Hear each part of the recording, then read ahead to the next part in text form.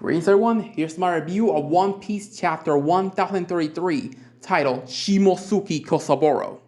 The chapter focuses heavily as the battle between Zoro and King the Wildfire continues onward, as King demonstrates his sheer dominance in strength and speed, the immobility on Zoro. He's unable to land solid hits, and he can barely just dodge, guard, or even counter most of King's onslaught. Especially if Zoro does one of his strongest techniques, Lion Song, to cut King, we see demonstrate one of the abilities these other Lunarians. They are said to have lived on the moon and even been part of the Void Century, or even part of the early timelines of One Piece, during the Inception, during Joy Boy's time. Lunarians, we can theorize, they have the power of pyrokinesis to manipulate the fire shown on King's back in different ways. As we see Zoro landing his cut around King's face, the fire seems to be placed around the area where the sword cut, like in a way it's like blocking it. It's the equivalent like using firebending avatar, where you can use like a fire shield or to stop certain attacks.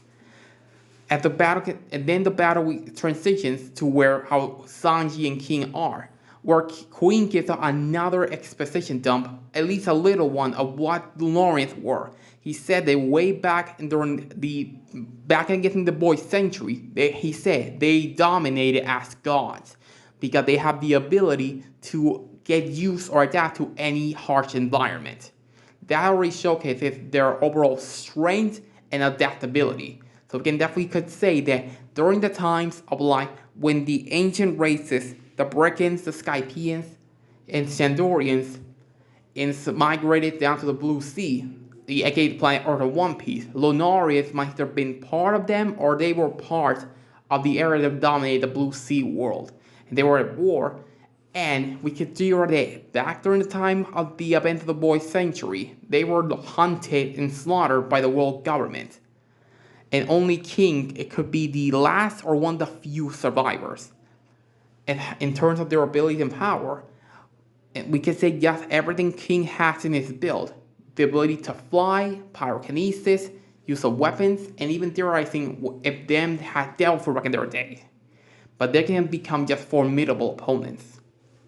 But Queen just simply says, you'll just have to find out, as he throws another laser blast towards Sanji. Then the battle focuses onward again, as Zoro is trying to just hit King with everything.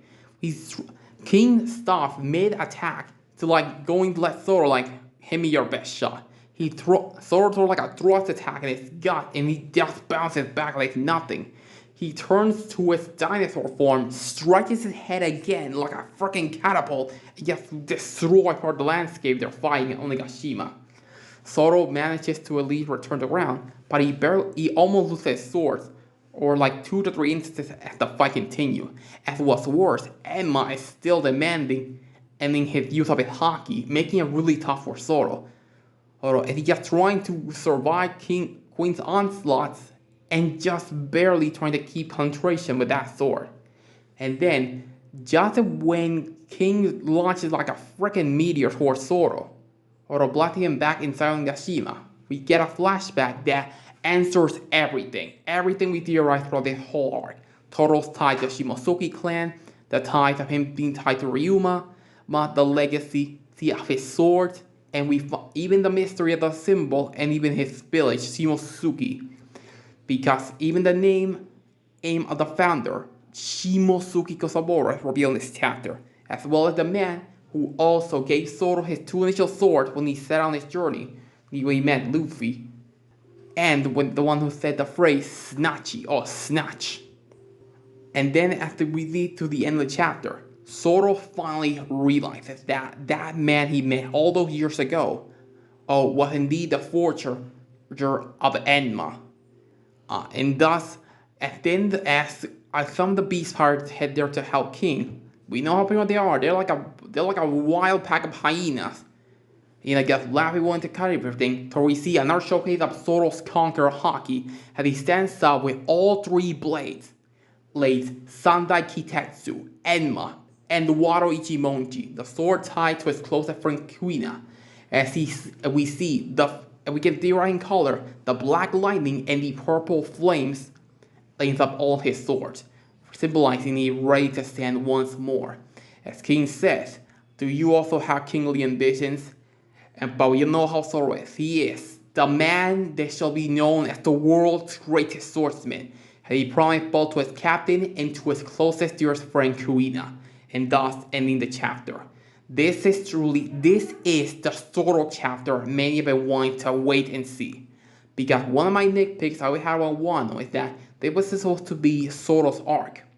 But we don't exactly have that. Because Wano is the prologue point to the final saga of One Piece. He's in a certain way. But there have been many good elements. I just only wish it was more just focused on Zoro. Just like a back in Tala was a lot with Sanji. But this chapter definitely has been really good. In terms of scoring, like in a 1 to 5, this is definitely a 4.9. And in terms of 10, I would definitely give it like 8.4. Or just overall really great chapter. I definitely wish we could like Zoro would be king this chapter, but again, this is basically part 1. Part 2 is definitely going to be exciting. Thank you all. This is Emblem Knight, and remember, like, subscribe, follow, and share. Thank you all. Have a good day.